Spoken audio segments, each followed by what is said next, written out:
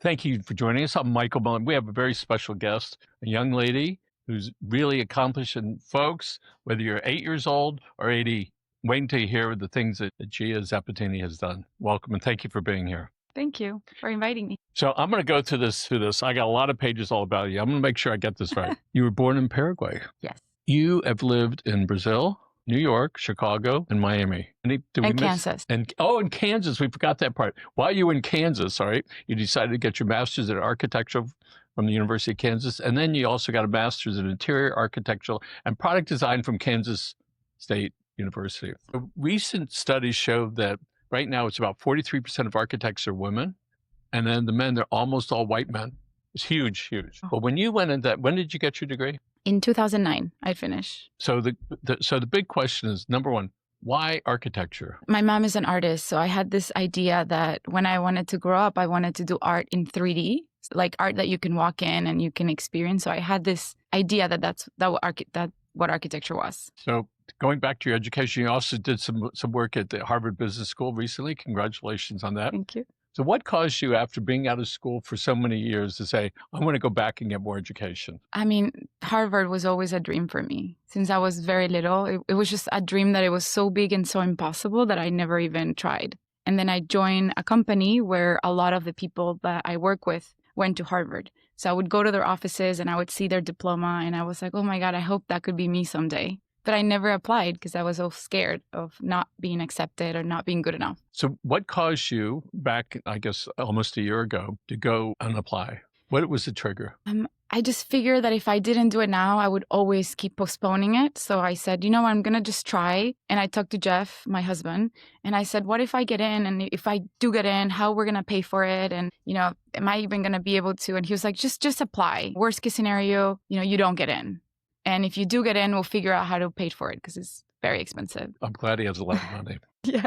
No, I got a scholarship. Oh, you got a scholarship. That's because you're pretty smart, isn't it? Yeah. So let's talk about some of the things. You were the president of the A1AIA, which is the American Institute of Architects. Here in Miami, and you currently sit on a board for the city of Miami. Right. And you look at, and people bring things to you as a body. And then how did you get that position? I was appointed. So the board was typically filled by people that have contributed to the city a lot. So other members of the board asked me, would you be interested in joining the board? We really like that you have been involved in Miami and in the design of the community. Would you like to be part of it? And then I sent my resume to the city, and the representative of my area from Coconut Grove appointed me. So what's the gender makeup of that board? It's, I want to say 80% men, are usually 65 and up, and me and Ligia. So what's that like when you get on this board and you look around and you go, I'm the only one that looks like me? That's pretty common, unfortunately, in architecture, design, and construction. It's pretty typical that I'm in a room where I'm the only woman. It's pretty standard. So I just think it's a reminder that we have to keep showing up until we change the demographic and we really make that change that we want to see in the world. We did some shows of women in construction. And with architecture, you don't have to be an architect if you wanted to go in that arena. There's a lot of other things before somebody can get their degree. And when I was looking at these women that were in construction, some were actually on the site, all right? And then some were the management, and some were ordering parts, and some were in HR. So there you are, you have your degree, you start going to work, all right? You get on these boards. So at some point you're going, wow, this is really neat. So what was that like when you had that self-actualizing moment about where you were? I graduated in 2008, which was a very bad recession. And I was one of the few of my graduating class that actually got a job. And I moved to New York, and it was in this big city coming from Kansas. And I couldn't believe it, that was me. I was living my dream. And then as I progressed in my career, I would look up and figure out who were my role models. And there were less and less and less. So there's a very interesting statistic in architecture that in college, there's about 50-50, 50 women and 50 men average. That might have changed slightly, but it's usually half and half. And then as you progress in your career, it becomes mostly men because it's very demanding and most of the women actually don't become licensed. So there's an important research done by AIA called the Missing 17, which is like, where do they go? They graduated, they're in the workforce, but they never got licensed. They go to architectural school, but you still have to sit for some exam in order to get licensed and do internships. Correct. So it's a very long and difficult project and process of getting licensed. It takes people years. So most women go to architecture school, then they graduate, then some of them get licensed, not a lot of them, and then they realize that it's a lot of work and you have to become a mom, and the workforce, that work-life balance is pretty difficult, so they leave.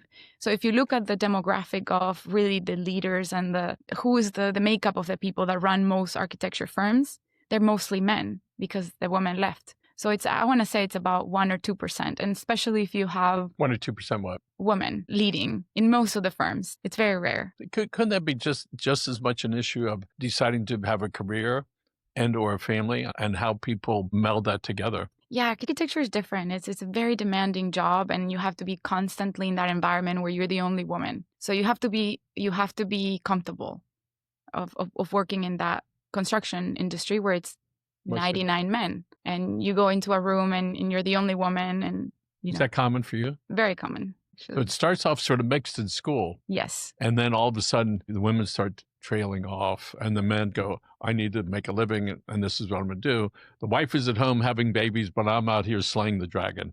Correct. Right. So there you are, slaying the dragon. So what is that like for you working in this man's world? I always think about that little girl or the little girls that want to be architects or that want to have that career in the future. And I want to be that role model because I have very few. So I do it for me, but I also do it for the next generation. So they know, oh my God, that's possible. There's at least one person there for me to look up to. When you were in school, I think at the University of Kansas, you had a sport that you like to participate in all the time. Tell us about that. Folks, listen to this one. I play a lot of volleyball. And there's something else that you also did. I play volleyball for Paraguay. Okay. There's something with the plane? Skydiving. Skydiving, that little thing. All right, you got that, guys? That little thing. So tell us about why you started skydiving and how long you did it and how many jumps you did. So I was in the skydiving club. And I remember asking my dad, he reminded me a few days ago, actually, that I made him sign a waiver because I wasn't 18 when I started jumping. And I said, please, Dad, sign the waiver so I can start jumping. And he's like, oh my God, I'll sign it, but don't tell your mom. So I don't even know. I think a lot, like probably around 200. I jumped a lot. You jumped out of 200 perfectly good airplane. Yes. When you were in college. Yes. So my dad doesn't know a lot of these jumps. All right, Dad, you heard it here. And what was the makeup of the jumpers? Mostly college students that wanted to learn to pack their own parachute. So at the university, we had programs called ROTC, where if you're in the Army or in the Navy, you can take some classes in the school. So it was a mix of, I guess, students that were also in the ROTC program. So you're sort of multicultural at this particular point versus guys like me. No, this is it. Yeah. So tell us about your journey going from Paraguay and living there most of your life and then coming here. How does that affect the designs that you work on today? I always liked cities. I think it was very difficult for me at the beginning when I moved from a big city, like being used to living in a city with millions of people to a really tiny town. The architecture program was spectacular. And I didn't really know at the time that I was very fortunate. When I graduated, I think it was one of the top universities in the country.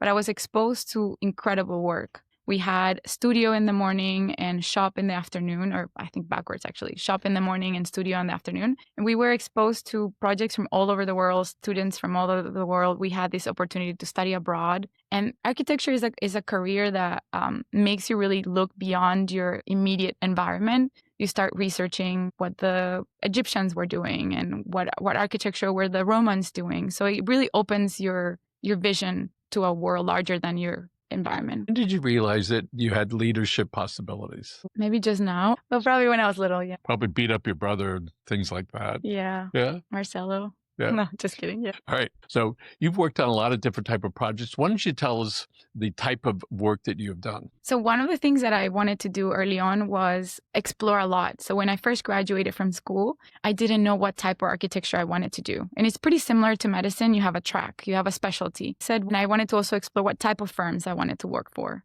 Do I like sports architecture? Do I like a private small practice or a large corporate firm? So I started experimenting and understanding which one I liked. My first project and my first work actually was for a firm that only did sports architecture, which was amazing, but it wasn't my thing. I didn't really like that. Then I worked for a very small firm that did custom designs, museums, beautiful work, but it was very small. And then I worked in a firm in New York that did hospitality and retail, very creative, very famous. almost like a star architect type of firm. And then the last firm that I worked for was a very large, actually very special firm here in Miami called Perkins and Will. I worked for this firm for many, many years. And with that firm, I really grew as a leader and as a professional because they gave me a lot of opportunity. I learned a lot about what projects I like and did like. I did Miami Children's Hospital, which is now Nicholas Children's Hospital, a lot of projects for American Express. I started getting more into managing my projects. American Express was one of my main clients. I did many, many airport lounges for them. And I became basically a specialist in this hybrid world of interiors and architecture. So Miami is a very unique place around the world. We know that. Certainly it's got to be mentioned in the top 20 all the time, maybe even the top 10.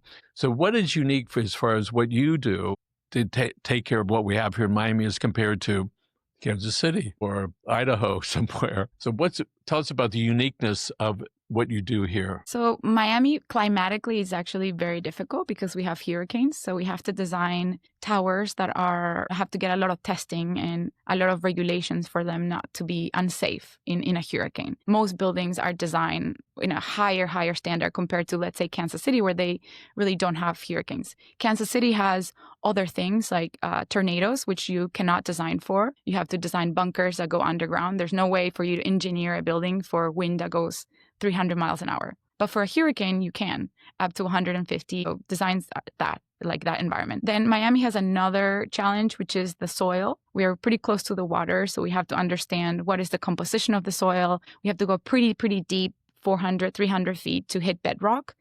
Recently, we had a lot of memes in Miami saying, is my building going to sink? Oh my God, I'm so worried. I'm like, no, it's not going to sink. There's extensive amount of research done in the city. The city has mapped the whole area so we can really build safe. People would want to know, what is the difference between designing something for government and for public use as compared to buildings that are owned by private parties? In a private party, the owner, the developer, whoever is really putting the asset, the money, the investment, makes all the decisions. So you can design whatever you within the code and the regulations that are making the building safe, but you also design.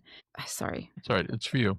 No, actually, it's a city. I'm going to put in the not disturb. When you design a building with a private investor, you make all the decisions, right? You're guided by the building codes that regulate how safe the building is or not, but you can decide what materials, what finishes, what aesthetics you want to design, versus if you're designing for, let's say, a county or anything that's from the government. Usually the government sets up a really high standard. They want to make an example. So the buildings are LEED Platinum, or they're developed at a higher standard. And they pre-qualify everyone that can work with the government. You have to get a lot of, you can't just have any person accessing government work. You have to get pre-approved, fingerprints, background checks. It's a lot of regulations that allow you to work, in that type of environment. Yeah, how does an architect balance between the design that you want to bring forth and that the private developer wants and the business side of a building, which are rents at some point? So how do you find that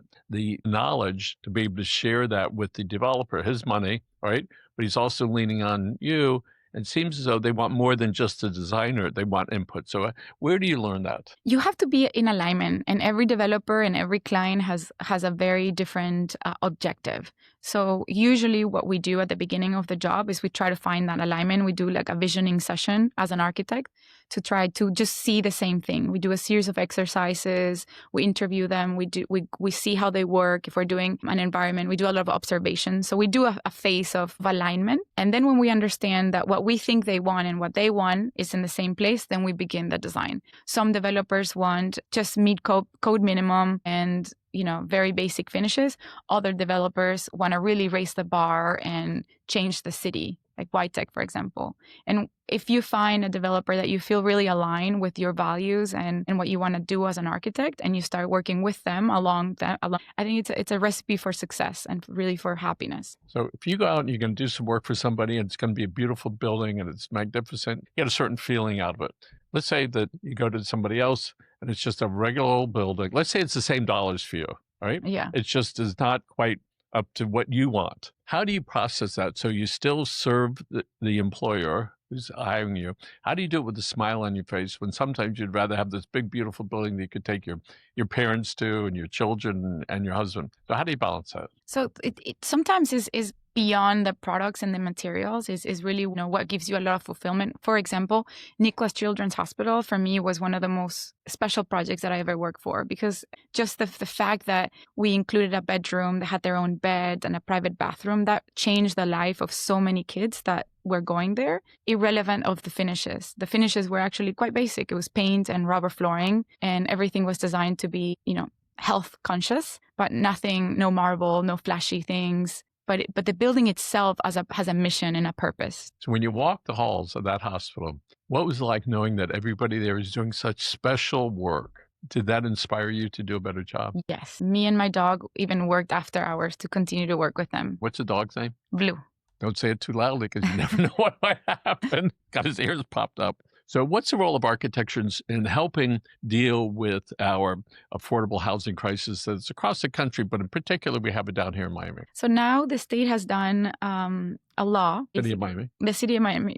The city of Miami is basically working on an incentive where if you, through the Miami Code, Miami 21, if you are working on a lot that has a density that is lower than the density of the lot next door, next to the site, but you include, we call it workforce housing or an incentive, the city allows you to increase your density and build higher and bigger.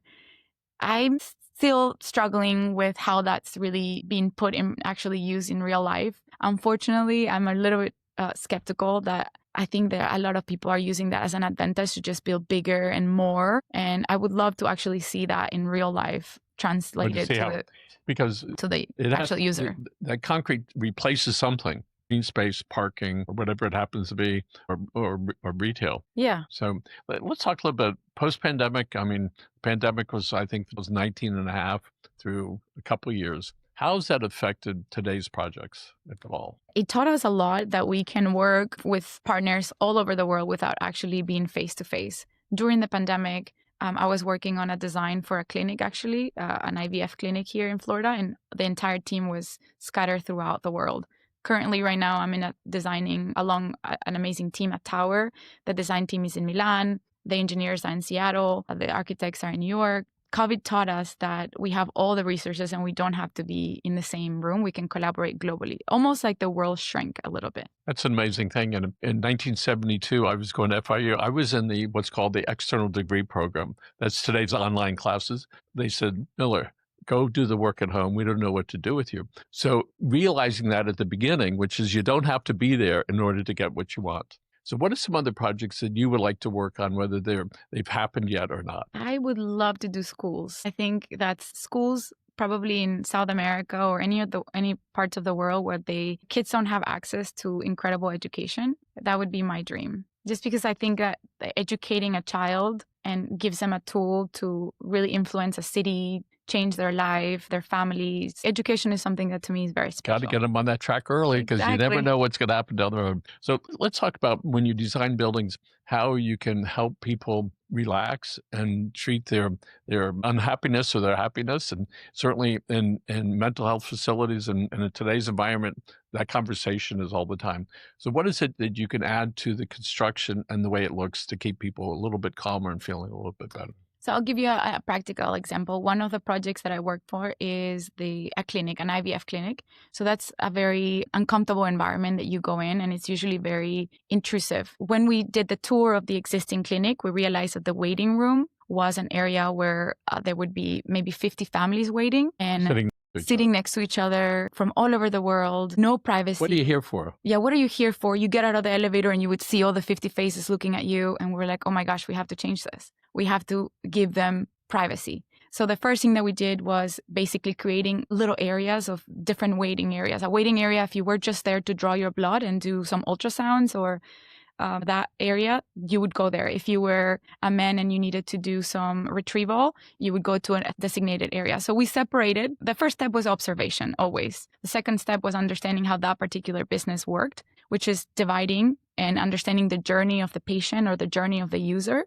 How do the work is done by the doctors? What's the relationship between their offices and the exam room to the retrieval, to the OR, to the lab? We map the entire room and the sequence of different users or different patients in a way. And then we really understand the use of the materials and the lighting. Lighting can be really harsh and it can make you feel like in a very hospital setting if you're in a clinic. So we dimmed all the lights. It's great in the OR when you're doing operating. You want to have fluorescent light, right? Also when you're doing the examination, perhaps individualized lighting, but everywhere else, you don't really need to bleach the patient. So where do you learn those type of things? Did you A go to lot of- school for that, or is it just Yes. instinctively you sort of get it? I think it's a combination of both. It's a lot of observation and partnership with the doctors, because sometimes, or of the client in a way, sometimes we're not experts. We present what we think it would be. In that particular case, we would meet with the doctors and say, hey, this is what we think the journey would work like, and the materials and the colors and the textures. What do you think? And we work with their feedback. They would say, yeah, this is great, but I need to be able to have a surface that could be completely cleaned, no bacteria, no germs. This is how I use the gloves. We observe, for example, that in the treatment area, the treatment rooms, the exam rooms, they would have a lot of things in the counter, and they would be really hard to clean and keep dust free. So we found a home everywhere for everything, for gloves, for knives, for gauze, for everything. So it's a combination of observation and then working with the specialist, in that case, the client, the user, because you can give the most amazing space, but if it doesn't work for the person using the space, it's actually not great. Let's talk a little bit about art in public places. We know there are many cities and counties throughout the area where they've required big developers to put up a certain percentage of money so they can be art in public places. City of South Miami got a lot of donations from Columbia. Thank you to Commissioner Josh Liebman. And there are about 15 huge sculptures out in this public park, and it's completely transformed it out of the way for the kids, and it's beautiful. We know that that Miami is really a multicultural place and filled with art. So tell us about how that desire to improve Miami would affect the way you design things as far as where art would go. So in architecture and in design, you can actually include them as part of the building material. One example is when we did Jackson West, the hospital, we work with an artist and a designer to incorporate some of the designs in the terrazzo and the floor and in the patterning of the walls. So you could work with an artist and integrate it as part of a building material. Does your husband know you're smart? I don't know. Yes, I hope.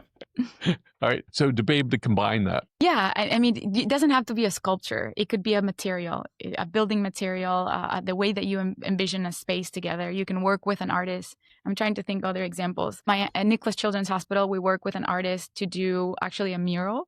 They have a beautiful rooftop garden that you can see, a mural. I think it's about 5 stories that was done by a muralist. And it could be a building material. It could really enhance the space. Have you done work for private parties and they asked you to go before a government body and for you to explain it to the public? And what was that like for you when the people that were opposed to it and they spoke up and you were the one that had to describe what the building was going to be? I actually sit on the other side because people present projects in the board to us, and we take that responsibility pretty serious, because our recommendation for approval or disapproval really affects how the buildings are going to change our city. Just a few weeks ago, a project was presented that had like a cherry on top of the building. And it was the first time that a building had a giant cherry on top. And the board didn't know what to do. We were like, oh my gosh, what are we going to do? That, this developer wants to put a cherry on top.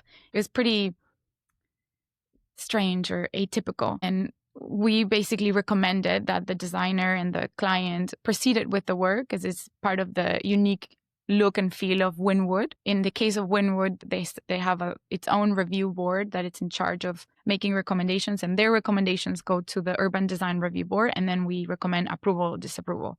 So the city has many built-in layers to ensure that the work that gets done in the city that is larger than 200,000 square feet, it's really done in a way that makes our city better, and then it meets the Miami 21 code standards. I had the occasion last couple of weeks ago to walk around near, new towers that are going up there. It was really thrilling. Looking there, hundreds of people walking around Sunday at 10 o'clock, a lot with suitcases. I thought they were being dropped off waiting to go on the cruise, but what I found out is a lot of them had suitcases to put the stuff they were buying into there. So downtown is really sort of booming, and we hear all sorts of stories about what's going to happen. But at the end of the day, at some point, that is all going to balance out. But let's talk about what you can do to encourage diversity and mentorship for people, for little boys and little girls that are out there. So I used to be a member of a program called ACE, architecture, construction, and engineering. And we work with kids from usually environments that they don't get really exposed to an architect.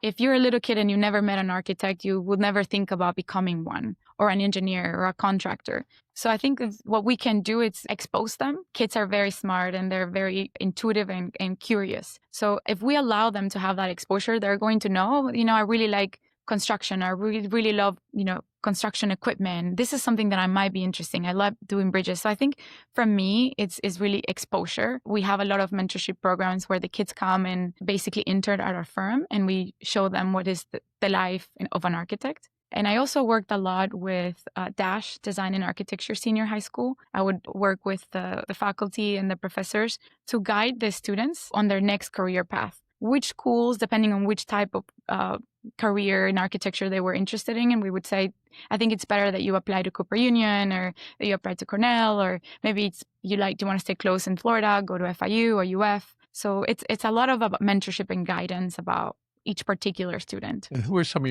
your mentors? Well, I have actually incredible mentors. My current boss. Look at that camera right over there and tell them. My boss. Look right over there. Yeah. Okay. So I'm one of those few people that can say that I work, and this is from the bottom of my heart. I work with people that I really love, respect, and admire, and continuously raise the bar. And that's something that it's pretty rare to go to work and say, oh my God, they do. Just when we have the bar here, the next project goes higher and higher. And it's really a blessing. I feel like the luckiest person. So thank you, Yamal, John, Nabil, and everybody in my team. Gus, it's really, truly an honor to work with people that care so much and work towards raising the bar every day. Still very passionate about it. Yes, I love architecture. So explain briefly how architecture can help influence people as far as how they feel and how they can bring that feeling, not just when they're in the building, but when they leave. So tell us what some of the good things you could do when people can look at it. So I'll give you an example. We did a sales gallery, a gallery where we're showcasing a project, and Sarah, actually the head of brand, curated the entire journey. From the moment you arrive, to the coffee you drink, to the smell of the room, to the tour, to the snack, to the food, to the goodbye card in your car, the entire journey is mapped out. That, for our type of client and our type of service that we're doing, is something that is crucial in delivering the type of service that we want to give. And then that really the user and the client that we are working with is expecting. So the design and the quality of the work, it's all in the details. It's basically paying attention to the little things. So when we go down the street, we go to Little Havana and Little Haiti and all these different places, we look at some of those buildings and they're beautiful. At some point they were beautiful, then they got ugly, and then all of a sudden they went from a big ugly to being valuable, right, and beautiful. So what can architects do to still preserve that environment, but yet still honor the wishes of the property owners that want to do something? So we renovated a house that is 130 plus years old, and that work was, oh my gosh, extremely difficult and extremely expensive. So if you think about from an owner that has to basically invest in that renovation, you have to get a return on your investment. There has to be some financial incentive and a business decision. So I think as our city, we need to start encouraging owners and encouraging clients and encouraging developers to really do that work, because it's expensive, it takes a lot of resources, and it takes a lot of money. And it's difficult, long, and hard. And the city has a lot of layers in terms of the approval, especially if it's a historic preservation. So the question is, why should I do it as an owner? What is my return on my investment? Why do I care? And if the city starts acknowledging that and understanding the amount of work and effort that is required, and starts really appreciating and respecting it and pushing for that work, along with perhaps incentives, tax incentives, financial incentives, we can really start preserving the work that we have. We have very few historic buildings left in our city, and we have to take care of them. So who on your team decides this is where the trees are going to go and the plants? Who does that? Do you do that? We have a landscape architect. So they said, this is what we do. We're going to put these trees over here. We work, so my White Tech, it's a very involved design developer. So Yamal Gidios, the CEO, really creates the vision, and we work together towards achieving that vision. But there's a specialist for everything. You would be surprised. We have acoustical consultant, geotechnical consultant, engineering, structural, all kinds of consultants. So people want to know why, when these big sky towers, or what do they call those, sky breakers, when they're going up, why is there a tree on top of that, on the top there? What's the significance of that as it's being built? I think you have to think about as a resident and as a user. When you inhabit a residence, a home in the sky, that's what we would call them, you want to bring some of that nature back to your home. I think nature is really important, not just in the arrival sequence as creating that decompression as you arrive home and slowing down. In the project that we worked, for example, we did that very intentional. We want to make sure that you arrive from your busy day into your home and that nature starts to slow you down, welcome you in, engaging you, and creating that sequence of arrival until you get to your residence. And then in the amenities or the public spaces, you want to be able to go outside just like you would go to your garden in your house and have landscape and plants and trees, and creating that same immersive environment that you would do in a garden at the ground floor. So speaking ground floors, frequently or occasionally Brickell Avenue and the area winds up with a lot of water on the streets. Number one, what can architects and the city and government do so that doesn't happen quite as often? So there's a lot of studies that get done in a building to try to understand the design of basically how much rain is being captured at the roof and it gets translated into the system that connects back to the city. You could do the bare minimum and basically create that clog, or you can go above and beyond code and really increase that flow. And I think it's basically making a commitment from a user and an owner to just do a little bit more than the code and avoid that. Then the rest is the work of the city, right? We don't control as an owner, as a client or a developer, what's the infrastructure of the city. But I would say that there's a lot of incentives and taxes and that goes back into serving that. So the city it's very good about borrowing money from the development to put it back into the work. And Gia, frequently we hear people complaining about the traffic. Well, we do have a lot of traffic. Traffic's not going away. Well, the term I'm hearing more frequently is mobility. How do we get around with what we have? I had an occasion a couple Sundays ago to having breakfast on Brickell. It was a Sunday, and I looked at all the mode of transportation. The moms with the babies, then you had the skateboards, then you had the motorized things, and then you had the Uber thing, and you had the motorcycles, then you had the runners. Everybody was sort of figuring how to do that. So tell me about downtown. What's it going to look like in 10 years as far as mobility? I'm so excited about downtown, actually, because we are doing a lot of work. There's a new bridge coming up with a park coming underneath. The Miami World Center it's a new urban area that is starting to become populated. There's a lot of high rises and towers and really investment that is coming to that region. So it's really going to change. It's already changing. If you go to the new Apple store in the Miami World Center, you would see beautiful work. That was the place that was that place. Yeah, it's beautiful. And so I think as our city continues to grow and we have a lot of people coming from other neighborhoods, in other parts of the country, they can really see why Miami's so special. We have incredible landscape and we're developing it. So often we look at how homeowners think about the planning department at the city, and then the architects that are there, and then the engineers that are there on both sides, and you have the attorneys. So frequently there's this clash when there's discord about what projects to go up. So tell us about the collaboration that occurs between city government and architects on a regular basis. Is it friendly, or it's, oh, no, you can't do that, and then it becomes maddening for both sides? I would separate the two categories. I would say residential versus commercial, very different. And everyone, it's its own world, just like you would say a plastic surgeon versus a pediatric doctor. Very different field. So in the work of a residential development and construction, it's difficult because the clients usually is their first home or the first renovation and they don't really have the experience. So it could be difficult. If you have a very good set of drawings, your plans should be able to get in and out of the city pretty quickly. Unfortunately, the people doing the work are not necessarily that experienced. So it takes longer and it's very painful. When it comes to high rises or any commercial projects of more than 200,000 square feet, usually a high rise is 800 to 1 million square feet of work. There's an entire infrastructure set up. You have a private provider that would do either the plan reviews or the inspections or help you in that process. So basically you will hire a specialist that has a relationship with the city and with all the reviewers, and they would make sure that they follow the drawing along. So you need that for sure. I would recommend people that if they don't have that experience, that they hire somebody that can guide them. It's very reasonable price, and it's something that I would highly recommend.